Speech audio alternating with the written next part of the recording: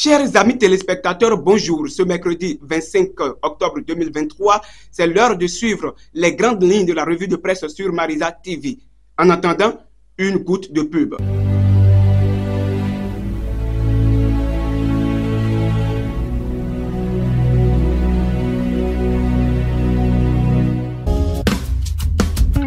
À la une des journaux affiche Tata Info, la Poste du Bénin. Elle reçoit le premier prix mondial du meilleur service. Au tribunal de Cotonou, un acheteur béninois réclame 10 millions de francs CFA à un vendeur chinois dans une affaire ferraille. Le béninois libéré va s'intéresser en 2026. Cacophonie au sein de la rupture et refus de Talon de faire la volonté du peuple. Le risque d'un chaos des LD au premier tour. Paiement de la dette intérieure. Les caisses de l'État se portent très bien. C'est la gourmandise et la mauvaise foi des DPAF qui sabotent le paiement. L'œil du Bénin, quant à lui, va s'intéresser pour mieux regarder sur la 4e journée doctorale de l'ESAE de l'université à Parakou, la politique publique et l'agriculture durable au cours des échanges présidentiels au Bénin. Kémy Séba, candidat en 2026, le journal La Primauté, lui, va s'intéresser aussi à tout ce qui se passe sur la mairie de Malanville. À la mairie de Malanville, la gestion antérieure de Gado Kidami doit être auditée. Présidentielle 2026, Boniaï, l'équation à plusieurs inconnus pour la mouvance. Le journal Nord-Sud quotidien, dans son quotidien, va s'intéresser jusqu'au bout du professionnalisme pour de vastes escroqueries des Béninois jugés en France. La Nouvelle Tribune, allant dans sa tribune au Bénin, l'UPR à l'école du parti unique. L'investisseur, lui, va s'investir pour beaucoup d'informations. Nomination des cadres au poste stratégique en Afrique. Edmond Sotondi propose un processus de nomination des cadres pour une bonne gouvernance. Le routier, quant à lui, la route pour informer ses auditeurs. Leadership politique féminin.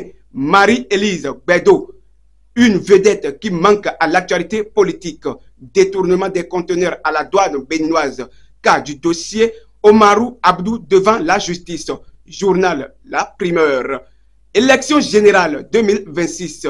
La Sénat en visite d'immersion au Sénégal. Matin libre dans sa liberté s'intéresse à Octobre Rose. Mobilisons-nous contre la fatalité des cancers.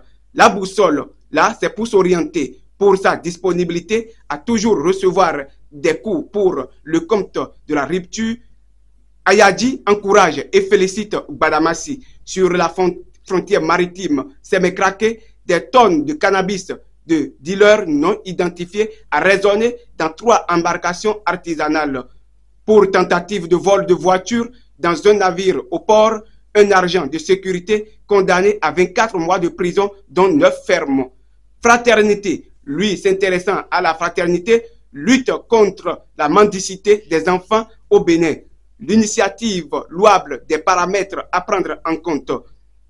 Le décryptage, il va décrypter ces informations, tout s'intéressant au programme de développement de l'économie et sociale. 1650 milliards d'appui du Japon au Bénin en matière roulant. Le pays émergent, il émerge en s'appuyant sur une affaire générale des assurances du Bénin opposant Sébastien Adjavon, actionnaire majoritaire à Violette Djidjoro. La justice béninoise joue sa crédibilité. Le nouveau directeur général Francis Odouarou, toujours en prison injustement. Le grand Mono, au Mono, inauguration de la maison des parents à Porte-Nouveau. La fondation Move Africa apporte son soutien à la fondation Claudine Talon à travers sa présence. Le soleil bénin, comme le soleil brille, retour de l'ancien ministre et maire Séverin Adjovi au Bercail. Ça se précise. Événement précis. Pour être précis, présidence du parti Les Démocrates Azanaï désapprouve le choix de Boni Yahi. Journal Bénin Intelligent, l'intelligence toujours candide Azanaï, SDF politique et fier. La nation, dans sa nation, donnée nominative, ruptuelle et leurs impacts sur l'identification, un dialogue engagé avec les autorités religieuses. Le matinal, frontière maritime de Semekrake, une cargaison de cannabis saisie. L'affiche du jour affiche journée statuaire du préfet du département de Lomé à Porte-Nouveau.